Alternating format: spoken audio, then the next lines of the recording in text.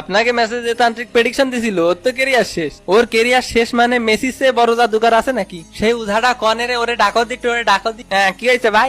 তুই কয়টা দিন বাটি চালান দিছিলি? সত্যি করে কথা কা, সত্যি করে কথা কা, কিছু খবর নেই। বেশি কয়টা দিনই ভাই। ওই বেটা, এই জন্য তো টাকা দিছিলাম আমি। তুমি আমার চুলের তান্ত্রিক।